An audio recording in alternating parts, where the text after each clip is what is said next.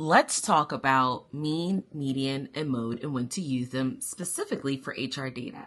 So the mean is essentially the average, right? You take, let's say you have three numbers, you would add them together, divided by 3. That's how you get your average. It's really good when you're using things or trying to figure out things like the average salary in an organization, or maybe the average time it takes to fill an opportunity or a role, or let's say how many applicants you get per requisition. However, big asterisks, if you use mean with salary, you want to omit outliers because people like the CEO, right, they're making their mega millions. That could contaminate your data set, especially if you have people in there who are making minimum wage. So then you would consider maybe using the median. And the median is that middle number. So let's say you have 9 numbers.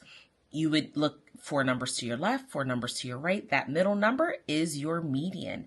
And that would be maybe a better use for your salary, right? You would look at the median of a salary, especially if you're looking at a specific job grouping like customer service representatives or even tenure, right? You can look at the median tenure because you have people who've been here forever, like 25 years, 30 years of the organization, and you have people who just started yesterday, right? So the median would be a really good representation of tenure.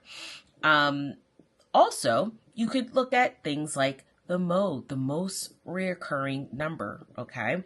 So if you had 4, 10, 10, 5, 10 would be your mode. So this is really good when you start to look at things like, let's say, exit survey reasons. If everyone is leaving, the top count number of why people are leaving is due to lack of career mobility, right? Then you would know that that is something you would want to pay attention to, right? Because it appeared the most times in your data set, right? So these are just different applications of the mean, median, and mode.